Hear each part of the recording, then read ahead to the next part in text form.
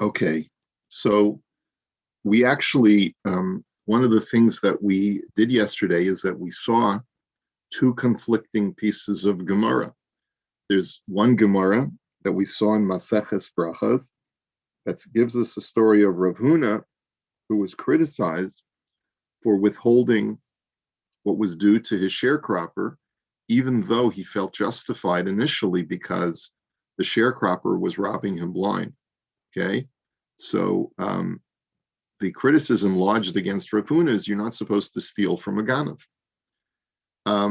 But then we saw another interesting Gemara in Bava Kama, a story about Ben Bagbag, a statement made by Ben Bagbag, who said, and I'll literally quote to you the statement that he made, which was, if your friend has stolen something from you, do not trespass into his property, lest he treat you like a burglar and kill you. But rather, what should you do? Break his teeth and tell him, I'm taking what belongs to me. In other words, announce your trespass. Don't go in by stealth, but rather knock on his front door, grab him by the lapels, break his teeth if you need to, and tell him I'm taking back what's mine.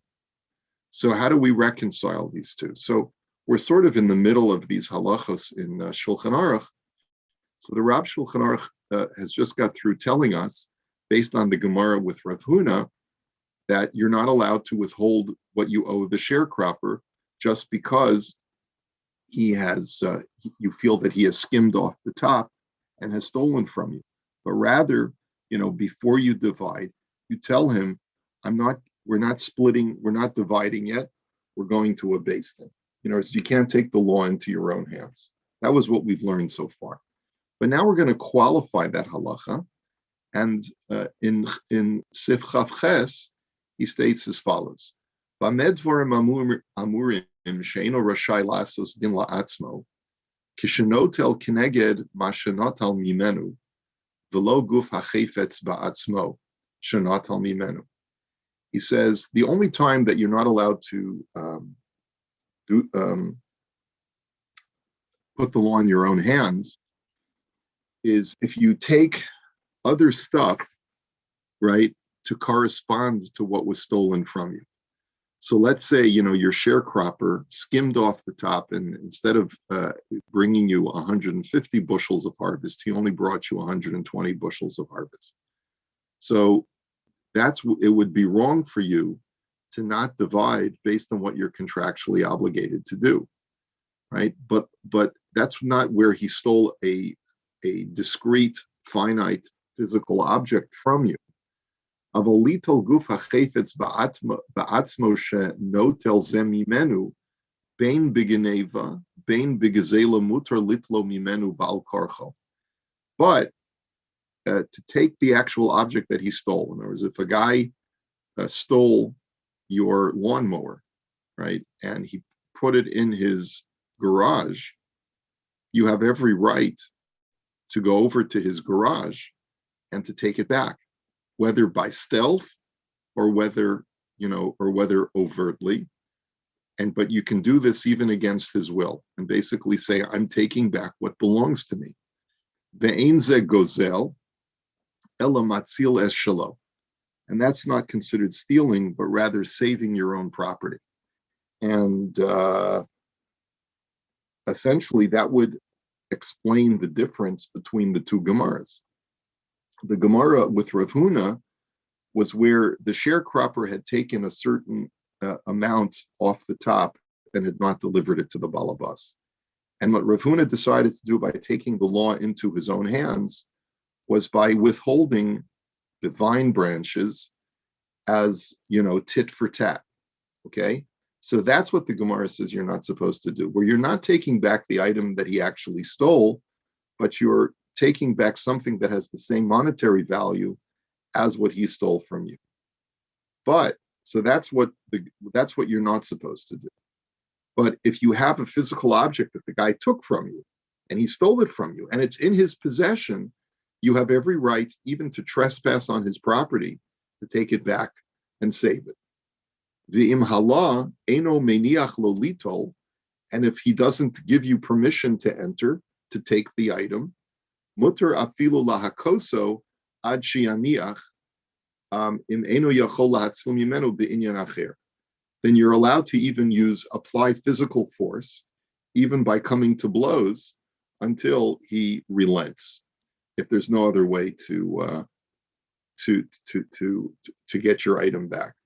So here now, I don't know what the law, what secular law would say about this. I mean, a guy steals my lawnmower, and I come onto his property, say, I'm taking back my lawnmower, and he says, "What do you think you're doing? You gave me that lawnmower as a gift." I said, "I did not. I lent you the lawnmower, and you never returned it. So I'm coming to take it." And he says, stands in front of you and says, "Not so fast. You don't have rights to trespass on my property. I'm going to call the police." And I say, "Well, go right ahead and call the police."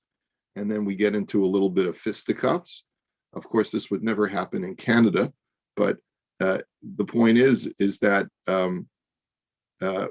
it could be that you would be arrested if you try to take the lawnmower. But if you can do it basically without or before the police arrive and put it back into your garage, uh, then the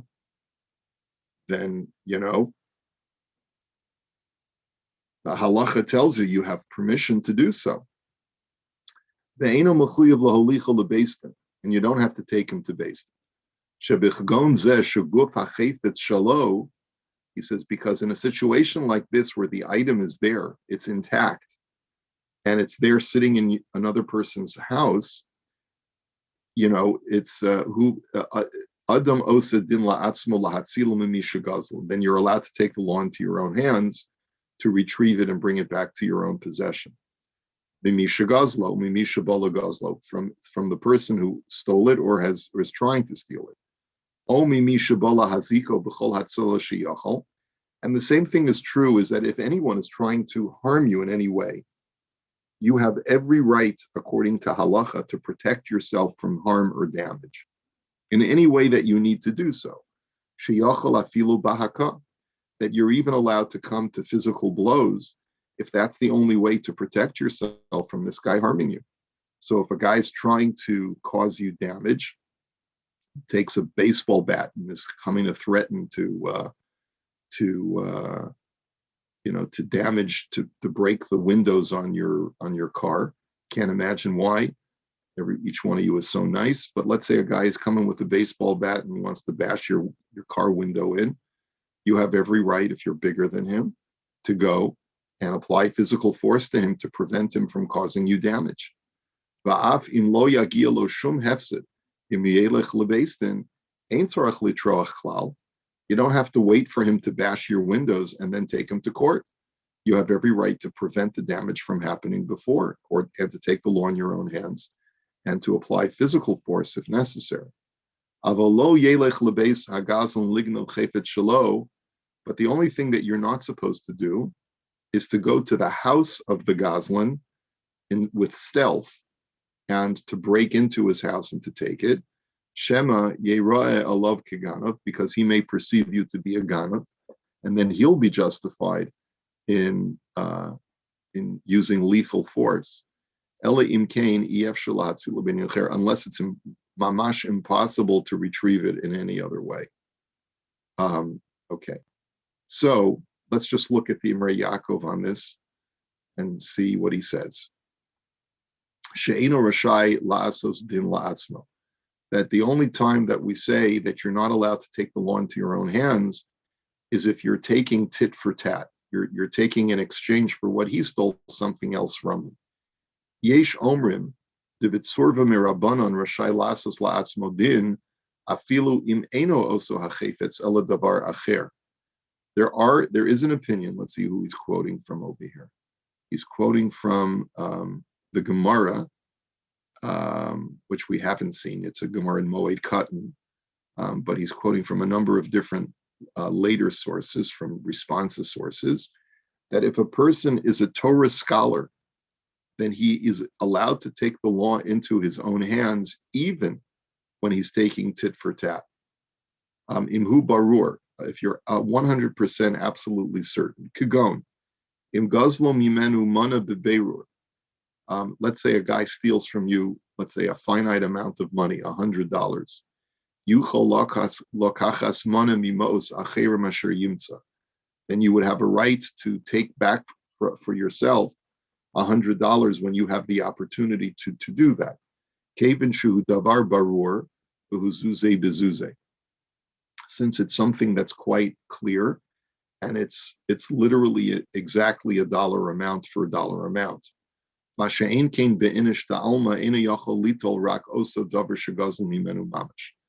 that's only when a person is a Torah scholar, where he knows that by taking the law into his own hands, he is not making any errors. But with a regular person, you don't have a right to do that.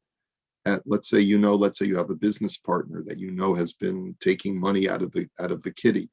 So when it's time for you to bring back a business deal, are you allowed to withhold the amount that you suspect him of taking? So that is not permitted, because first of all, you don't have 100% certainty, and number two, you're not a Talmud Chacham, so you're not allowed to take tit for tat. So it's really based on a story in Moed Katan. So let's take a look at that story for just a moment. Moed Katan Daf Yud Zayin. Just give me one sec.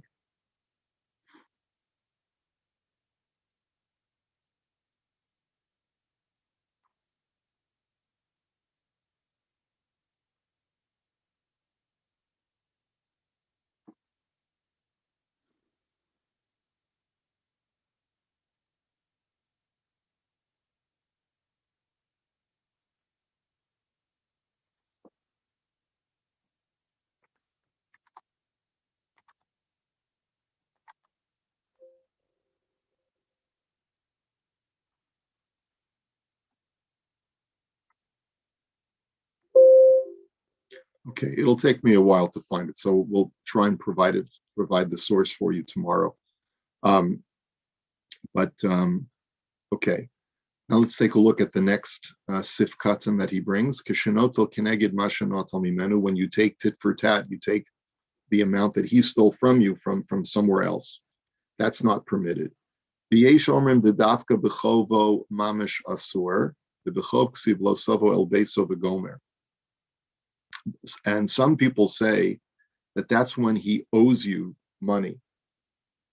The Torah says that you're not allowed to come and take what belongs to you forcibly if a person has a financial debt to you and he hasn't paid up. Because the Torah says, the bechov ksiv lo savo el beso v'gomer, because when it comes to monetary debts, the guy has either stolen from you or he owes you something and he's refusing to pay you back. So then the Torah says you're not allowed to enter into his house to take back what belongs to you. Aval im chayiv lo below halva, o she'ein tzarich lemashkeno ki kvar etzlo befikadon o metzo biyad acher, muter litovso.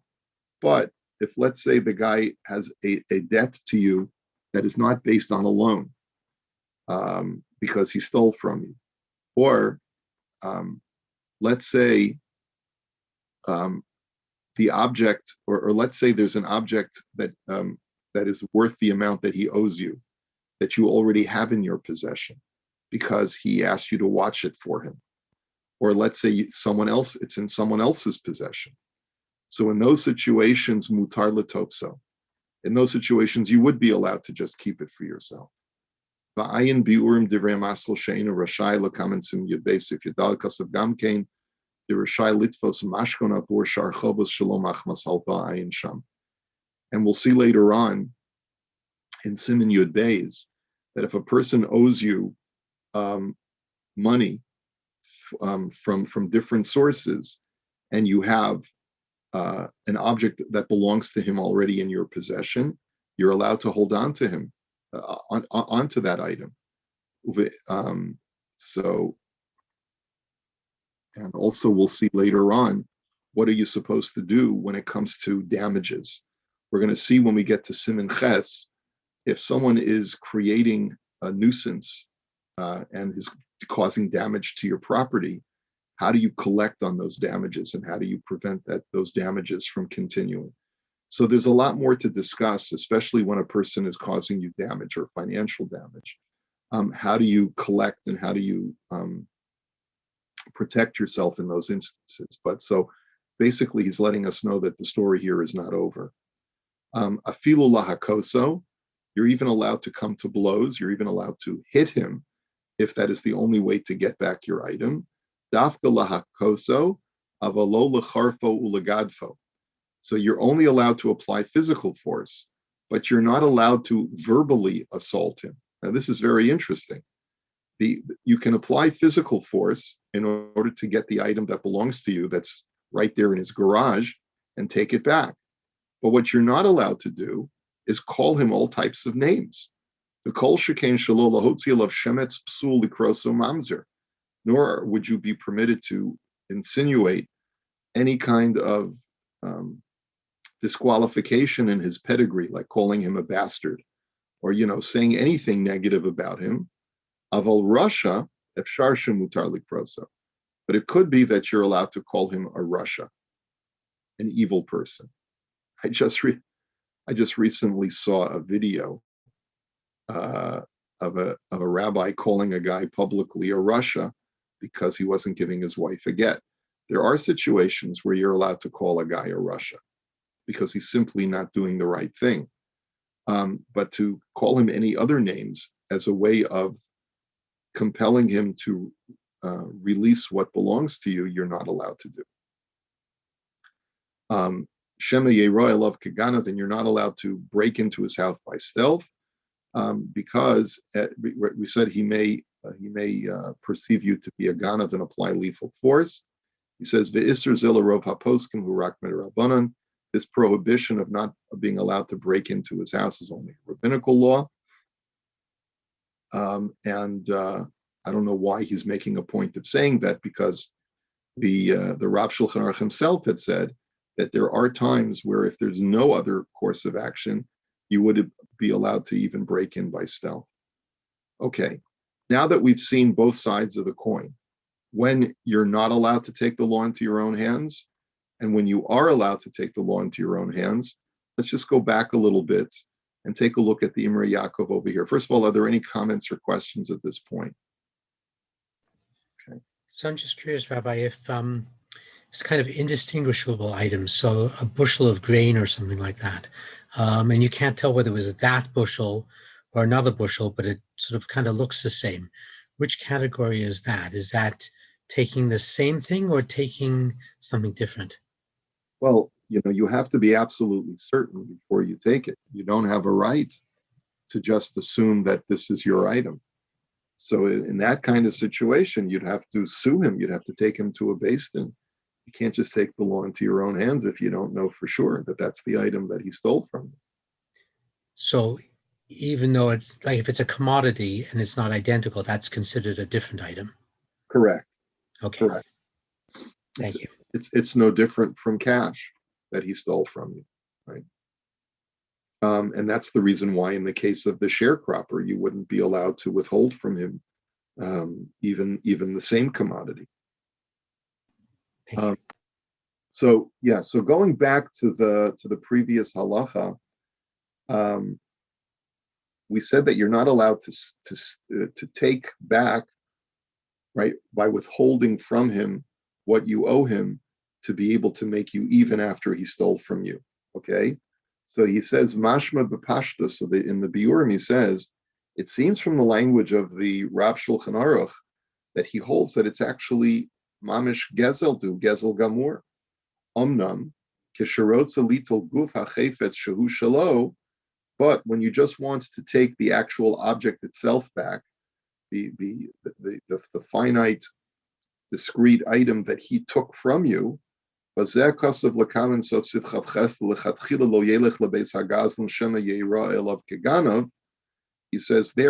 shouldn't break into his house because he might perceive you to be a ganav. But if there's no other way, then even that would be permitted, so that you don't have to lose your money. And he says there's no theft, because you're just taking back that which already belongs to you. Masha'ein kain hacha spirale dehu gezel mamash. But over here, the Rav Shulchan Aruch holds that since you're taking tit for tat, then it's mamish gezel. V'lachein afilu im yafsid al yedei zeh nami einu r'shayich moshe kasa b'sof hasif. And that's the reason why, even if you're going to end up losing money by having to go to court in order to retrieve what is owed to you, you still do not have a right to steal from him, because you're not allowed to steal from a stealer. You can't ganav from a ganav. V'chein rak lekaman sif lamed aleph hidgish dehu gezel medivreim ayin sham.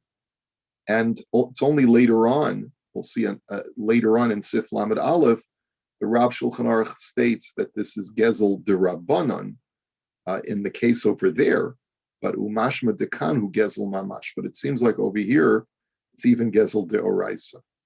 V'reisi b'shailos utshuvas Rav Pe'ilim chelik gimel Choshen Mishpat simin hey shedan odos ruuvein shahaylo esa kumekoch umem karim shemon. So I've noticed in the response to Sefer Rav Pe'ilim that he deliberates about the following case, where Reuven and Shimon have some kind of business interaction. The Shimon gozal mimenu meha'esek shelo kedin sach yadua. And Shimon steals from Reuven. He basically, in their business dealing, Shimon surreptitiously takes money from their partnership. Ve'achar kach nizdamen l'Reuven shebo liyado mamon Shimon. And then later on, Reuven happens to have an opportunity where Shimon's money is now in his possession. Normally, he would surrender that money to Shimon based on their partnership agreement. But he basically says, before I give Shimon his portion of the business deal. In other words, let's say, for example, they're partners in an endeavor. And in June, Shimon is the one who does the traveling for the partnership, and he comes back and brings the cash. And Reuven discovers that when Shimon splits the money that he claims that he got for the business deal that they're selling, whatever they're selling, the widgets that they're selling. Shimon comes back and he says, "Oh, I sold it for 120, and we got a great deal. So 60 for you and 60 for me." Right? And then later on, Reuven discovers by speaking to the people who purchased the item that they paid 150. So he discovers that Shimon skimmed off the top before he split it.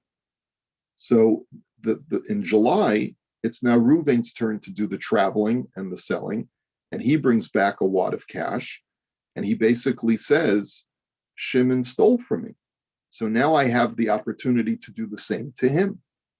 V'herich sham v'hevi divrei hamordechai v'bavakama peragimel shuhu makor dino shel harav kan. And he goes into great deliberation on this matter. And he quotes from the Mordechai, which is a Rishon that is the basis for this halacha. Umasik diyesh lahater likach ma'osav shel Shimon b'seiser keneged hasach shegazlo. And he concludes that under certain conditions, it would be permitted for Reuven to withhold from Shimon surreptitiously the amount that he would normally have to split with him. So now in this case, Reuven has sold a commodity and has also gotten 150, but he decides that he's going to make things even, and he claims to Shimon that here you only are entitled to 60. Ach b'tanai sheyeh hadavar mevurar v'yadulo kamahu hasach shegazlo. On the condition that you have to be absolutely certain how much was stolen from you. And that's condition number one, is that you have to be 100% certain. Right? The Tanai Hasheni Dafka Ma'os. And the second condition is that this heter only applies to cash, right? It only applies to cash where Shimon owes Reuven cash, and Reuven, in order to recoup what belongs to him, is allowed to withhold cash on the other side. The az havizuze bezuzi dinach shavim echad, and therefore it's an exchange of cash for cash. Avalo yikach chayfetz sheshava kifi erech hama'os shegazal. He says, but what you're not allowed to do is to take an object that has cash value of the same amount. That you would not be permitted to do. Ki bazeh oser hamordechai, because the Mordechai explicitly prohibits that. And then he says that there's a third condition. Utanai hashlishi shezeh hagazlan hu gever alim.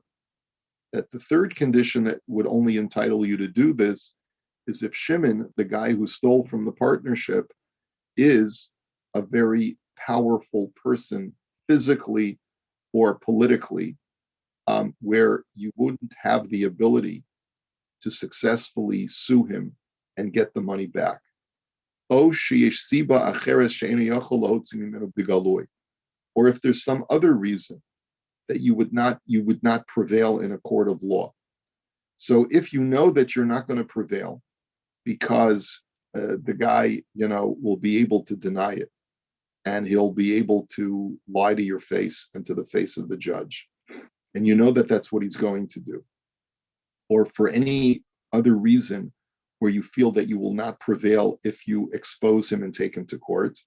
So that's the third condition that you need.